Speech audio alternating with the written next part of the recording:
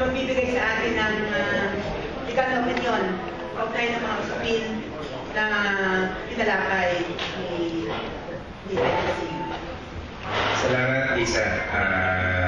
Hindi naman malayo ang NUGP sa NUPL. Parang ginamang for two. Nirequest kami sa NUPL na magawa ng pag-aaral at magbigay ng, kung hindi opinion, advice tungkol sa usapin sa pagtanggal kay Presidente Aquino. May mutual interest lahat ng tao dito sa lamesa eh.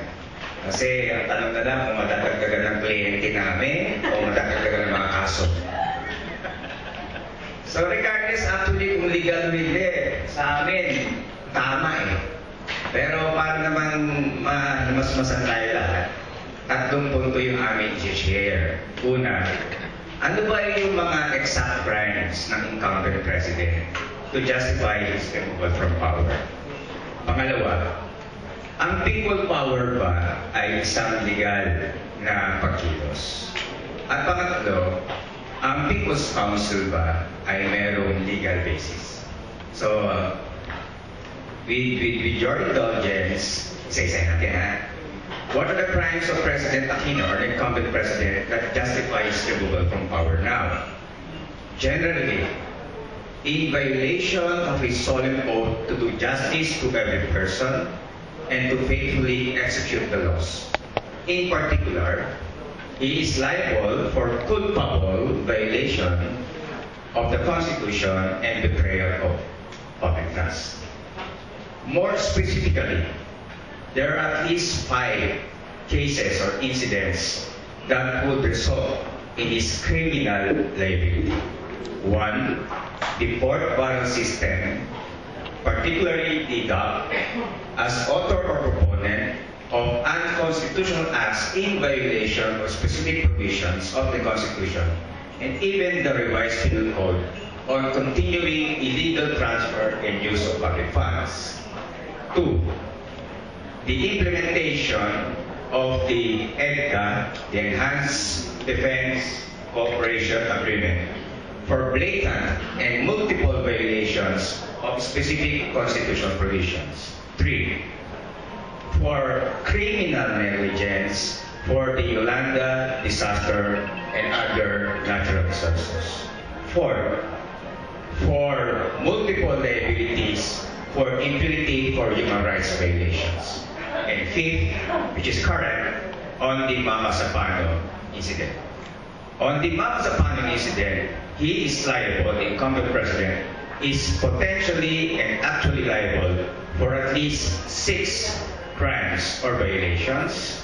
First, for violation of the Anti-Graft and Corrupt Practices Act for injury to any party, including the government, or giving any private party any unwarranted benefits, advantage, or preference in the discharge of his official functions through manifest partiality, evident bad faith, gross inexcusable negligence, which are deemed corrupt acts and therefore unlawful.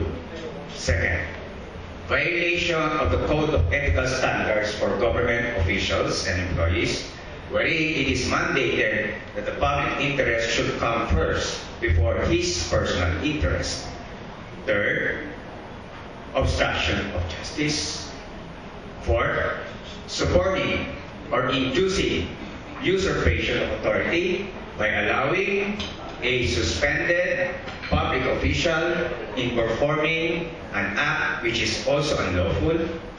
5th, contempt for or defiance of a lawful order of ombudsman with respect to the suspension order of General Purisima. And 6, possibly reckless imprudence for murder or homicide and his complicity in the deaths of several individuals.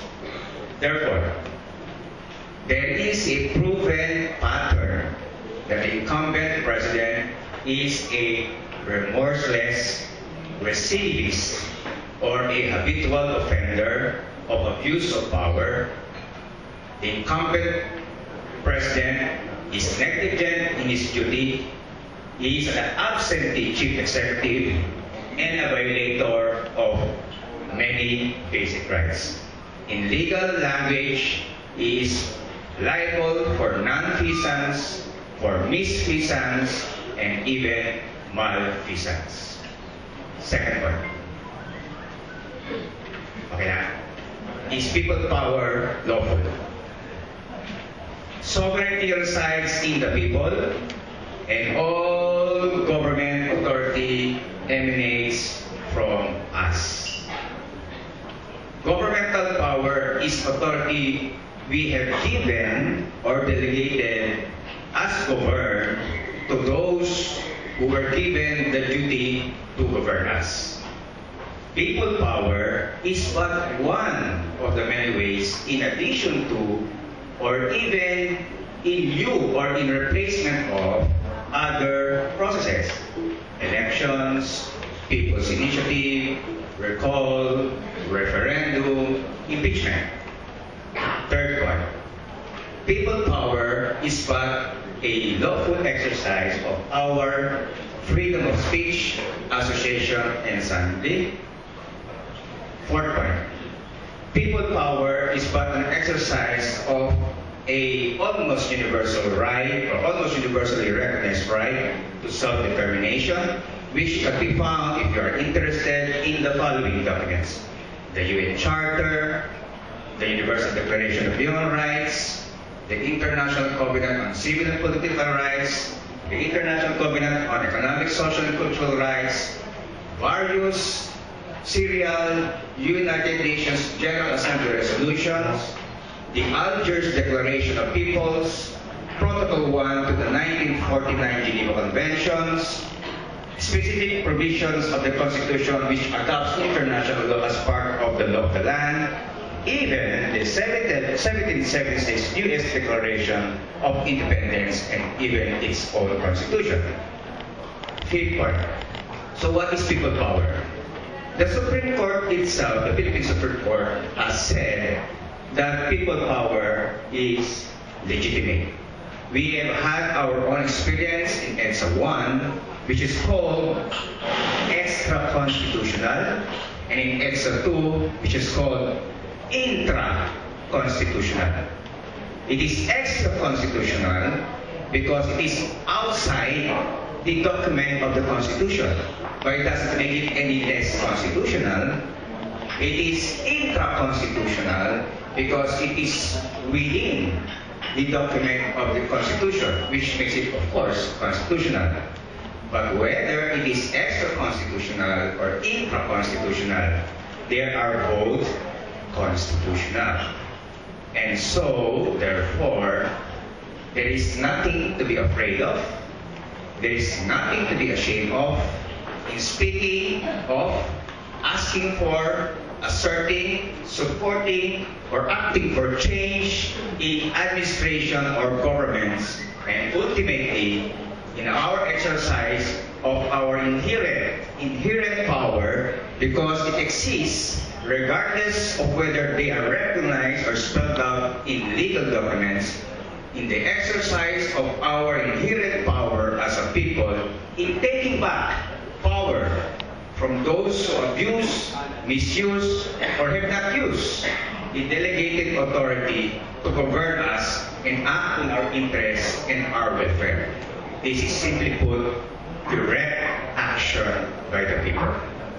So, on the third point, is a People's Council an expression of the sovereign will legal? Or is Teddy going to go to jail later on? Okay? Any proposal by the people made in good faith in furtherance of such ultimate power of the people and for the public interest, welfare, and good is legitimate and legal. After all, even in the very Constitution's Declaration of Principles, sovereignty resides in the people, and all government authority emanates from the people. And we have the prerogative and the right in selecting the forms and methods in electing and selecting our government, and we have the express authority defined by the Constitution how we wish to be governed. And finally, having said all these legalese, having said all these legal justifications, which are okay, of course, no? Ultimately, the issue is a political and moral issue to be judged by history.